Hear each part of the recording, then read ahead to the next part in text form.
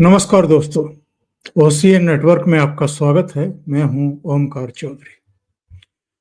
प्रधानमंत्री नरेंद्र मोदी रामलीला मैदान में जो शपथ समारोह आयोजित किया गया नई सरकार के लिए, रेखा गुप्ता और उनके सहयोगी मंत्रियों को शपथ दिलाने के लिए, जैसे ही प्रधानमंत्री मंच पर प्रवेश करते हैं, शायद दूसरे या तीसरे स्थान पर डिप्टी सीएम महाराष्ट्र के एकनाथ शिंदे खड़े हुए थे।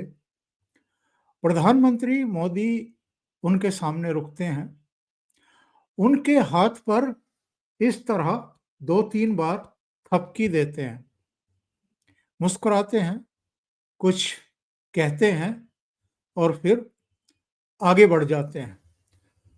कई दूसरे लोग भी खड़े हुए हैं, उनसे हाथ जोड़ कर के अभिवादन लेने के बाद आगे बढ़ते हुए जब पवन कल्याण, जो आंध्र प्रदेश के उप मुख्यमंत्री हैं और एक अलग तरह का अ, परिधान पहने हुए थे, वहां जाकर के फिर प्रधानमंत्री रुकते हैं और रुक कर के उनसे कुछ ठिठोली करते हैं, कुछ मजाक करते हैं, उनके वस्त्रों को लेकर के कुछ कहते हैं और सोशल मीडिया पर तमाम तरह की बातें उसके बाद चल निकली।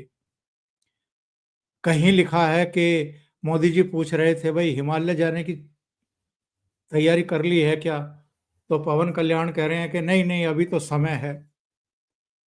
प्रधानमंत्री कह रहे हैं कि भाई इच्छा तो मेरी भी ऐसा ही अ, परिधान धारण करने की है। इस तरह की चुटकुलेबाजी सोशल मीडिया पर चल रही है।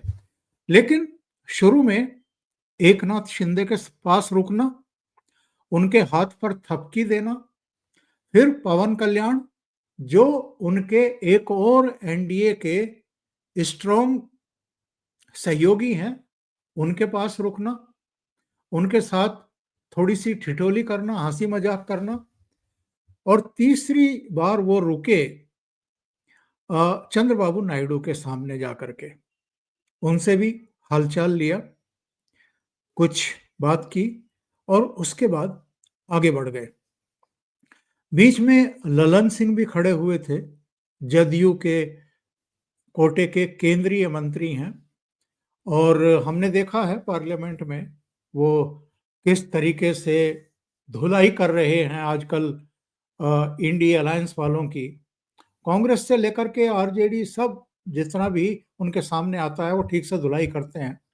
उनके सामने रुके तो नहीं प्रधानमंत्री, पर सम्मान व्यक्त किया।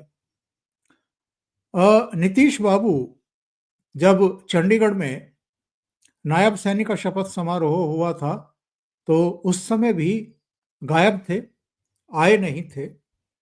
देवेंद्र फडणवीस के समारोह में भी मुझे याद नहीं आ रहा है कि नीतीश बाबू गए। और अब ये तीसरा मौका है जब दिल्ली में शपथ समारोह हो रहा है और 27 साल बाद भारतीय जनता पार्टी की एक तरीके से दिल्ली लोकल सरकार में वापसी हो रही है। तो एक विशेष अवसर है और उसको विशेष तरीके से ही ग्रैंड लेवल पर ही इसको आयोजित भी किया गया भारतीय जनता पार्टी की तरफ से। कई प्रमुख चेहरे एनडीए के सहयोगी वहां पर मौजूद थे और उसके बाद लंच भी था और वहां पर प्रधानमंत्री एनडीए के अपने सहयोगियों से बात भी करने वाले थे आगे की रणनीति को लेकर के और उनकी सुनने को लेकर के कि भाई अगर कोई इश्यूज हैं अलग अलग तरह के, तो उन पर चर्चा कर ली जाए। स्टेज का जो वातावरण था वो तो एज यूजुअल ही था। प्रधानमंत्री बैठे हुए थे, उपराज्यपाल जिनको शपथ दिलानी थी और मुख्यमंत्री जो नॉमिनेट की गई थी और जो शपथ लेने वाली थी, रेखा गुप्ता, वो तीन एक साथ बैठे हुए थे।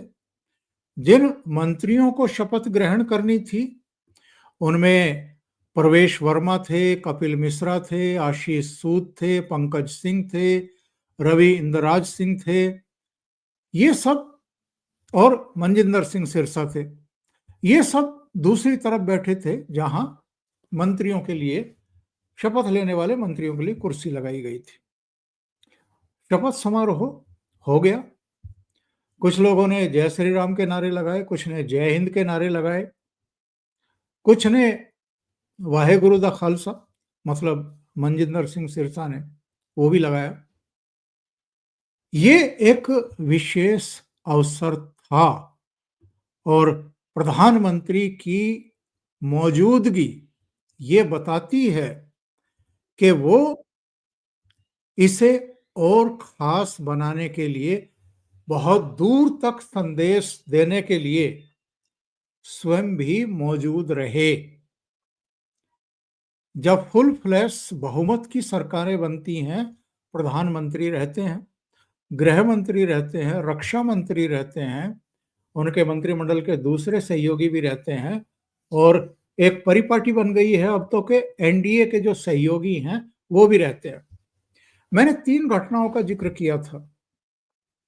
एकनाथ शिंदे की हाथ पर थपकी देना, फिर पवन कल्याण से कुछ ठिठक करके ठिठोली करना, और फिर चंद्रबाबू नायडू के साथ थोड़ी सी बातचीत करना। ये 3 घटनाएं एक ही मंच पर हमें क्या बताती है? प्रधानमंत्री नरेंद्र मोदी जानते हैं कि लोकसभा में उनकी स्ट्रेंथ 240 की है, और वो प्रधानमंत्री हैं तो अपने सहयोगियों की वजह से हैं। चंद्रबाबू नायडू हो, पवन कल्याण हो, एकनाथ शिंदे हो, नीतीश बाबू हो, ललन सिंह और संजय झा मौजूद थे उनके प्रतिनिधि के तौर पर, वो भी जानते हैं कि आज की तारीख में नरेंद्र मोदी का जलवाए जलाल है, उनकी लोकप्रियता चरम पर है। फिर से लोकसभा चुनाव में एक झटका लगा, उनकी पार्टी के सांसदों की संख्या 272 को क्रॉस नहीं कर पाई, 32 सीटें पहले 240 पर रुक गई थी। लेकिन उसके बाद क्या हो रहा है? उसके बाद हो ये रहा है कि हरियाणा में भारतीय जनता पार्टी की सरकार तीसरी बार बन गई, महाराष्ट्र में देवेंद्र फडणवीस फिर से मुख्यमंत्री बन गए, और अब दिल्ली में रेखा गुप्ता को प्रधानमंत्री ने मुख्यमंत्री के तौर पर चयनित किया। रेखा गुप्ता कौन है? रेखा गुप्ता का चयन जब से हुआ है तब से आप ये देखिए कि लोग उनके पुराने ट्वीट ढूंढ ढूंढ करके ला रहे हैं, कुछ सवाल उठाने की कोशिश कर रहे हैं, उनके बारे में तमाम तरह के मीम बनने शुरू हो गए हैं। अरविंद केजरीवाल, मनीष सिसोदिया, इन लोगों के भी मीम जबरदस्त तरीके से बन रहे हैं, और लोग ये जानने की कोशिश कर रहे हैं कि रेखा गुप्ता ही क्यों। वैसे तो कल रात मैंने एक वीडियो बना दिया था और उसमें बताया था, उन कारणों पर मैं गया था कि एक तो वैश्य समुदाय से ही हैं, जिस समुदाय से अरविंद केजरीवाल आते हैं, दूसरे महिला हैं और तेज तर्रार महिला है, नंबर 3 इनका बैकग्राउंड एबीवीपी का, आरएसएस का है। एबीवीपी यानी अखिल भारतीय विद्यार्थी परिषद, जिससे प्रमोट होकर के इस समय अलग अलग राज्यों में भारतीय जनता पार्टी के 10 सीएम काम कर रहे हैं, उनका बैकग्राउंड एबीवीपी का है। ये 11वीं हैं। कुल मिलाकर के 15 राज्यों में इस समय भारतीय जनता पार्टी के अपने मुख्यमंत्री हैं, अपनी सरकारें हैं। उनमें से 10-11 अगर एबीवीपी बैकग्राउंड से आ रहे हैं तो आप सोचिए, समझिए, प्रधानमंत्री नरेंद्र मोदी दिल्ली से दूर दूर तक क्या संदेश देने की कोशिश कर रहे हैं। रेखा गुप्ता किसी राजनीतिक बैकग्राउंड से नहीं है, किसी राजनीतिक बैकग्राउंड से नहीं है। लाल किले की प्राचीर से प्रधानमंत्री नरेंद्र मोदी ने 2024 में क्या कहा था? उन्होंने कहा था कि भारतीय जनता पार्टी पूरे देश में 1 लाख ऐसे युवाओं को राजनीति में लाना चाहती है, आगे लाना चाहती है, जिनका कोई राजनीतिक बैकग्राउंड ना हो।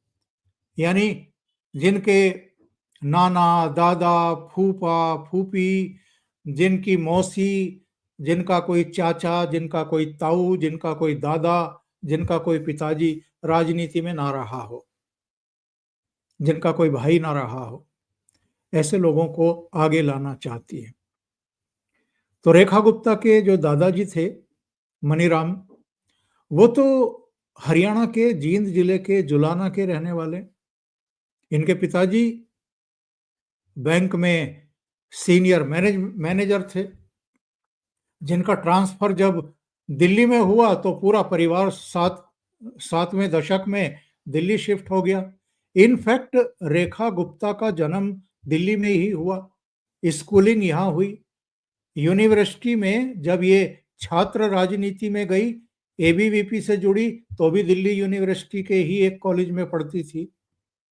उसके बाद फिर पार्षद बनी, दिल्ली यूनिट में भारतीय जनता पार्टी की महासचिव बनी, फिर भारतीय जनता पार्टी से संबद्ध रही, 2 बार पार्षद बनी, 2 और चुनाव लड़े।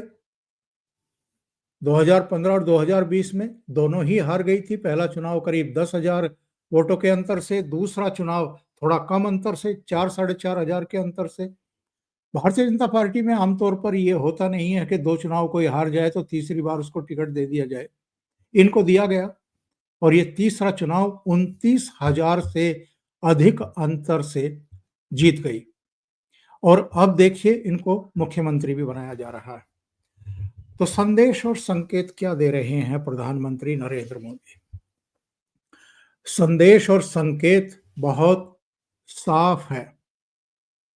जो आम कार्यकर्ता है भारतीय जनता पार्टी का, जो किसी खानदान विशेष से नहीं आता है, जिसकी कोई राजनीतिक पृष्ठभूमि नहीं है, जो दरी बिछाने से लेकर के पोस्टर चिपकाने और एबीवीपी के जरिए यानी विद्यार्थी परिषद के जरिए, नगर निगम के जरिए जनता की सेवा करते हुए, संघर्ष करते हुए अपनी जगह बनाता है, उसको भी बड़े पदों पर आरूढ़ किया जा सकता है। अब आप जरा याद करिए, छत्तीसगढ़ के मुख्यमंत्री का नाम उससे पहले कौन जानता था, जब तक के प्रधानमंत्री नरेंद्र मोदी ने उस नाम को स्वीकृति नहीं दे दी, हरी झंडी नहीं दिखाई। मोहन यादव को कौन जानता था जब तक कि उनको शिवराज चौहान के स्थान पर मध्य प्रदेश का मुख्यमंत्री बनाने का फैसला हुआ। या वसुंधरा राजे की जगह जब राजस्थान में भजनलाल शर्मा को लेकर के आया गया, कितने लोग जानते थे? धामी साहब को कितने लोग जानते थे उत्तराखंड में? और 2017 में जब समाजवादी पार्टी की और अखिलेश यादव की विदाई हुई, तब किसे पता था कि अब योगी आदित्यनाथ को उत्तर प्रदेश की कमान सौंपी जाएगी? मनोज सिन्हा के और कुछ दूसरे लोगों के नाम चल रहे थे। तो ये जो सूझबूझ है, और हिमंता बिस्वा शर्मा, बहुत सारे, उड़ीसा, इतने लोगों के नाम गिनाए जा सकते हैं। और जो संतुलन बनाने की बात होती है, वो भी अलग अलग समुदायों को प्रतिनिधित्व देने की बात होती है, वो भी, सारा कुछ। तो कहने का आशय ये है कि भारतीय जनता पार्टी का शीर्ष नेतृत्व इस बात के लिए कटिबद्ध और प्रतिबद्ध दिखाई दे रहा है कि जो आने वाली पीढ़ी है, जो अलग अलग समुदायों को का प्रतिनिधित्व करते हैं, उनको अब धीरे धीरे जिम्मेदारी सौंपी जाए, प्रशिक्षित किया जाए, आगे लाया जाए और एक मैसेज दिया जाए कि वंशवाद, जो भ्रष्टाचार में लिप्त लोग हैं, उनको अलग थलग करना है। वैसे भी हमने देखा है डे वन से, 2014 से ही हम देख रहे हैं, नक्सलवाद हो, आतंकवाद हो, अलगाववाद हो, भ्रष्टाचार हो, इन पर नरेंद्र मोदी की जीरो टॉलरेंस है। और उसके बाद जितनी चीख चिल्लाहटें हैं वो हम अलग अलग राज्यों से सुनते रहे हैं।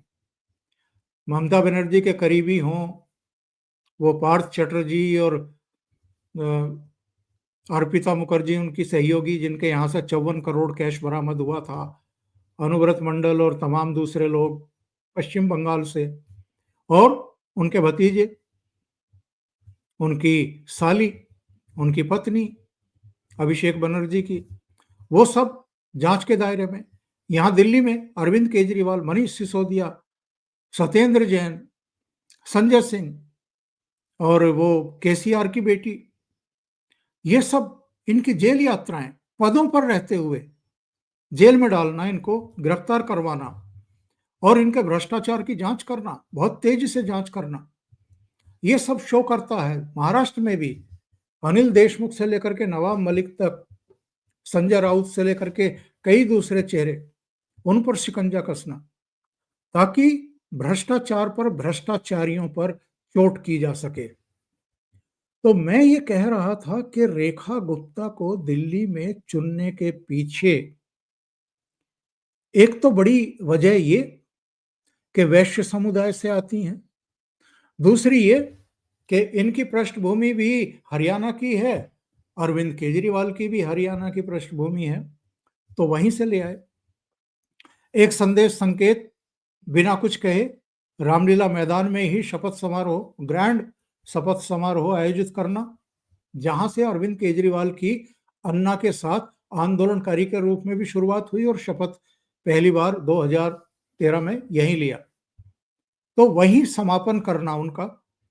तीसरे, सोशल मीडिया पर चल रहा है कि फ्लावर फ्लावर मत समझना, फायर हूं मैं। उनका 2016 का एक ट्वीट वायरल हो रहा है। ये वो ट्वीट है, इसमें तारीख देखिए, 12 अगस्त 2016 शाम को 6:24 पर उन्होंने लिखा है, after coming back media ask Kejriwal, तुम्हें कैसे पता कि मोदी तुमको मारना चाहते हैं? तो केजरीवाल कहते हैं कि मैंने मोदी को बाजार से लाल हिट खरीदते देखा था। लाल हिट खरीदते हुए देखा था। लाल हिट से किसे मारा जाता है? कॉकरोच को। यानी 2016 में रेखा गुप्ता ने अरविंद केजरीवाल को कॉकरोच बता दिया था, कॉकरोच की संज्ञा दी थी। इनके पति का भी एक बाइट आ रहा है एएनआई पर। क्या कहा है उन्होंने? दिल्ली की मनोनीत मुख्यमंत्री रेखा गुप्ता के पति मनीष गुप्ता ने कहा, हमने कभी नहीं सोचा था कि वो दिल्ली की मुख्यमंत्री बनेंगी। ये चमत्कार जैसा लगता है। ये हमारे लिए खुशी की बात है कि पार्टी ने हमें इतना सम्मान दिया। ये कुछ चित्र हैं मंच के। प्रधानमंत्री दिल्ली की मुख्यमंत्री का अभिवादन स्वीकार करते हुए, ये राज्यपाल, उपराज्यपाल उनको शपथ दिलाते हुए, ये उनका एक, और ये देखिए खास है, ये उनके शपथ समारोह में स्वाति मालीवाल पहुंची थी। ये दो ट्वीट, एक वो जो मैंने अभी आपको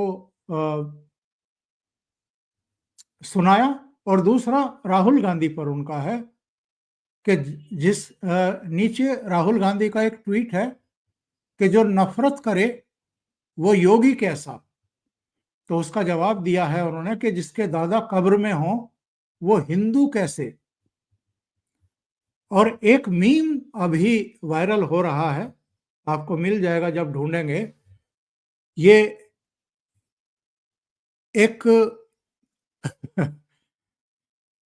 कमर के पीछे छिपाए हुए लेडी है जो अपने दो बच्चों की तरफ देख रही है और ये बच्चे कोई और नहीं, मनीष सिसोदिया और केजरीवाल दिखाए गए हैं मीम में, और इस लेडी को सीएम रेखा गुप्ता करार दे दिया गया। इस तरह के मीम चल रहे हैं, शुरू हो गए हैं, ये बताते हुए कि रेखा गुप्ता कोई सामान्य बिल्कुल नहीं है, और 2016 में जो इतने तीखे प्रहार अपने ट्वीट के जरिए कर चुकी हों, उनको हल्के में लेने की भूल तो कतई नहीं करना। मैं रेखा गुप्ता ईश्वर की शपथ लेती हूं कि मैं विधि द्वारा स्थापित भारत के संविधान के प्रति सच्ची श्रद्धा और निष्ठा रखूंगी। तो उनकी शपथ हो गई है। आज शाम को कैबिनेट की मीटिंग भी है। आज शाम के समय ही यमुना का दर्शन भी है। मुख्यमंत्री अपनी पूरी कैबिनेट के साथ यमुना के घाट पर जाएंगी। यमुना की साफ सफाई का काम ऑलरेडी शुरू हो चुका है, यानी संदेश बिल्कुल साफ है। और सोशल मीडिया पर जो लोग प्रवेश वर्मा को लेकर के बातें चला रहे हैं और कुछ कुछ टिप्पणियां कर रहे हैं, उन प्रवेश वर्मा को भी पूरा सम्मान दिया गया है। मुख्यमंत्री के बाद टॉप प्रायोरिटी पर प्रवेश वर्मा को ही रखा गया है। मैं परवेश साहिब सिंह ईश्वर की शपथ लेता हूं कि मैं विधि द्वारा स्थापित भारत के संविधान के प्रति सच्ची श्रद्धा और निष्ठा रखूंगा। और जो बात मैंने कल रात के वीडियो में भी कही थी, महिला है, जिस तरह का अरविंद केजरीवाल का पूरा गिरोह काम करता है, जिस तरह की टिप्पणियां करता है, जिस तरह की अभद्र टिप्पणियां करता है, अब 10 बार सोचना पड़ेगा मुख्यमंत्री के बारे में, रेखा गुप्ता के बारे में कुछ कहने से पहले। और दूसरी बात यह है कि वो भी मुंह में जबान रखती हैं, और उनके ट्विटर हैंडल पर जाएंगे तो विकसित दिल्ली उनका टैगलाइन है, यानी उनका डे वन से एक ही फलसफा है कि जो प्रधानमंत्री नरेंद्र मोदी ने दिल्ली के बारे में घोषणाएं की हैं, उनको जमीन पर उतारना और दिल्ली को विकसित दिल्ली के रूप में स्थापित कर देना। अभी के लिए इतना ही। बहुत बहुत धन्यवाद। अगर आपको ये चैनल और इसके कंटेंट पसंद आ रहे हैं तो लाइक करें, कमेंट करें, वीडियो को शेयर भी करें। अभी तक अगर आपने ये चैनल सब्सक्राइब नहीं किया है तो सब्सक्राइब कर लें, साथ में लगे बेल आइकॉन को दबा दें ताकि आगे आने वाले वीडियो और उनके नोटिफिकेशन आप तक पहुंचते रहें। बहुत बहुत धन्यवाद। नमस्कार।